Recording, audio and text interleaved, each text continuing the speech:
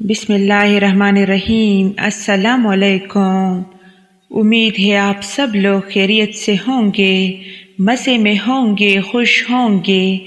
میری دعا ہے کہ اللہ آپ لوگوں کو خوش رکھے، آباد رکھے۔ میری چینل کو لائک کرے، سبسکرائب بھی کرے، اپنے دوستوں سے بھی شیئر کرے۔ محبت میں سود جائز ہے۔ جو تمہیں تھوڑی محبت دے تم اسے دگنی محبت دو۔ کبھی کبھی ٹوکریں اچھی ہوتی ہے، ایک تو راستے کی رکاوٹوں کا پتہ لگ جاتا ہے اور سب سے بڑھ کر سنبھالنے والے ہاتھوں کا پتہ چل جاتا ہے۔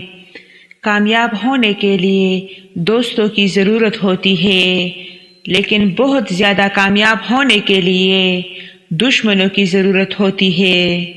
کوئی کسی کی ٹوکر سے نصیحت نہیں پکڑتا، سب کو اپنی ٹوکر کے بعد ہی نصیحت ملتی ہے۔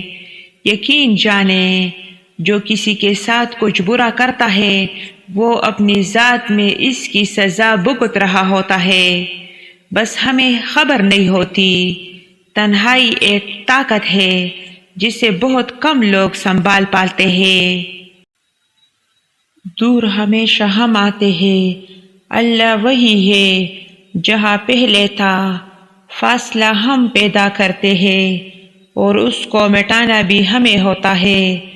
اگر کوئی بھی انسان کچھ سیکھنا چاہتا تو اللہ اسے سکھانا چاہتا ہے۔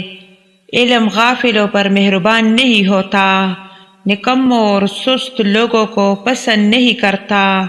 اس لیے سستی اور غفلت سے بچے اور علم سیکھنے کے لیے ہمیشہ مشتاق رہے۔ اللہ تعالیٰ کی رضا صرف تمنا اور خواہش سے نہیں مل جاتی، اس کے لیے محنت کرنی پڑتی ہے۔ اللہ تعالیٰ کے راستے میں تھکنا پڑتا ہے، پھر ہی اجرت ملتی ہے۔ جو چیز اللہ نہ دے اسے انسانوں سے نہیں مانگنا چاہیے۔ کچھ لوگ انسانوں کے سمجھانے سے نہیں، اللہ کی لاٹھی کانے سے سیدھے ہوتے ہیں۔ زندگی ہمارے پاس اللہ کی طرف سے امانت ہے، اسے اپنے ہی جیے۔ انسان کی طرف سے ملنے والے غموں کی نظر کر عقل مندی نہیں۔ جب بندہ بار بار جھوٹ بولتا ہے تو کیا ہوتا ہے؟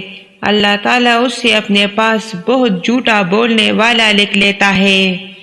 اللہ کے ساتھ کیے گئے کسی بھی معاملے میں خسارہ نہیں ہوتا، پھر چاہے وہ صدقہ و خیرات ہو، تجارت ہو، راز و نیاز ہو، محبت یا دعا ہو۔ لیکن انسان کو یہ بات جلدی سمجھ نہیں آتی۔ تکلیف اور پریشانی کا مطلب یہ نہیں ہے کہ اللہ آپ سے ناراض ہے۔ جب اللہ کسی سے محبت کرتا ہے تو اسے آزمائش میں ڈالتا ہے تاکہ اس کی عاجزی سن سکے۔ اللہ سے جتنا زیادہ مانگو وہ اتنا زیادہ ہی دے گا۔